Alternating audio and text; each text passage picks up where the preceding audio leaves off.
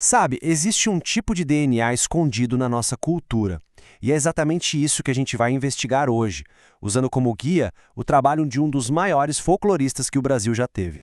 E para começar essa exploração, olha só essa frase do Luiz da Câmara Cascudo. É forte, né?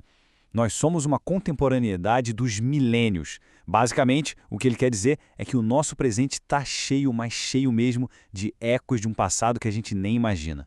Então vamos lá. A nossa investigação começa com uma pergunta que, olha, acho que todo mundo aqui sabe a resposta de cor. Qual é a imagem que vem à cabeça quando a gente pensa em paraíso? Em descanso total. Vem na hora, né? Sombra e água fresca, pronto. Não precisa de mais nada. É a definição perfeita de paz, de sossego, o nosso sonho de paraíso. Pois é, mas é aqui que o mistério começa de verdade. E se esse nosso sonho, tão brasileiro, tão tropical, tivesse nascido no deserto? É uma ideia estranha, né? Mas segura aí, que a gente vai fundo nisso. Ok, primeira parte da nossa jornada, entender como um paraíso pode ter vindo do deserto. Então, a ideia principal do Câmara Cascudo é a seguinte: o colonizador português que chegou aqui não era uma folha em branco. Ele trazia na bagagem, na memória, séculos e séculos de convivência com os mouros, lá na Península Ibérica. E essa memória cultural, essa veio junto, escondidinha. E é aqui que a gente vê a conexão de um jeito impressionante. Olha só, a descrição do paraíso no Alcorão fala de sombras espessas e águas correntes. O nosso sonho de paz, sombra e água fresca. É praticamente a mesma imagem. Um sonho que nasceu na aridez do deserto, atravessou o oceano na memória das pessoas e se encaixou como uma luva no nosso cenário tropical. Incrível, né? Mas não para por aí, não. Essa influência não ficou só no mundo dos sonhos. Ela está aqui, no nosso dia a dia, em pequenos gestos, em costumes que a gente pratica sem nem fazer ideia de onde vieram. Pensa numa coisa simples. Chamar alguém com a mão. O jeito europeu é com a palma virada para baixo. O nosso jeito, com a palma para cima, para chamar para cá, é idêntico ao gesto moro, um movimento que a gente faz todo dia e que é uma ponte direta com uma tradição de séculos atrás.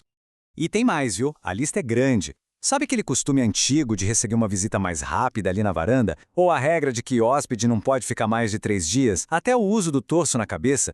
Tudo isso, segundo o Cascudo, são heranças diretas dessa influência moura que foi se infiltrando no nosso jeito de ser.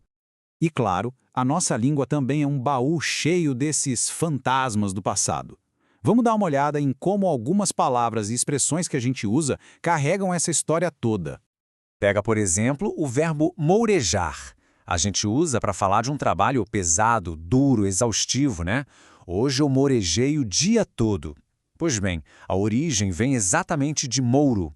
Historicamente, criou-se essa imagem do mouro como um trabalhador incansável, e essa percepção ficou ali, cristalizada na nossa língua. E aquelas exclamações que parecem a alma do sertão? Arre! Irra! A gente acha que é a coisa mais brasileira do mundo, mas são descendentes diretas de expressões em árabe. E o mais impressionante, o ralá, que a gente usa para dizer, deixa pra lá, é basicamente uma invocação a Alá.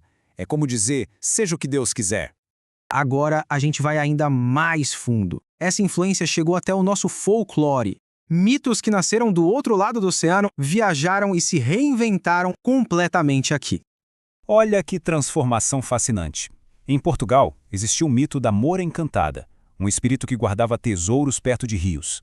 Aí, esse mito chega no Brasil e vira o quê? A mãe d'água. Só que o foco muda. Não é mais sobre tesouro, é sobre a promessa de amor. Uma adaptação perfeita para o nosso imaginário. Ok, mas agora a nossa história dá uma virada bem inesperada. Porque nem tudo chegou assim pela memória coletiva. Uma parte dessa influência chegou por um meio, digamos, bem mais moderno para a época. Tem um herói de uma lenda francesa que, acredite se quiser, é mais famoso e mais vivo no sertão do Brasil do que lá na França. O nome dele é Roldão. Mas como isso foi acontecer? A jornada é longa. Começa lá no século VIII, com um cavaleiro de verdade. Muitos séculos depois, a história dele vira um livro super popular que chega aqui no Brasil. E hoje, Roldão virou a palavra para coragem na poesia de cordel e no repente. E pra gente ter uma ideia da força disso, o Cascudo registrou um verso perfeito de um cantador cego. Ao agradecer uma ajuda, o cantador deseja para a pessoa a melhor coisa que ele pode imaginar. Ele deu uma coragem como ele deu a Roldão. Ou seja, Roldão é o padrão máximo da valentia. E é aqui que está a grande virada da nossa história. A influência moura veio na memória, no gesto. O roldão não. Ele chegou por um livro impresso, um objeto que foi lido, recontado, cantado, até que se misturou com a tradição oral. É um caminho completamente diferente de como a nossa cultura se formou. Bom, e com isso a gente chega ao final dessa viagem, juntando todas essas peças para entender o que tudo isso significa para a gente hoje.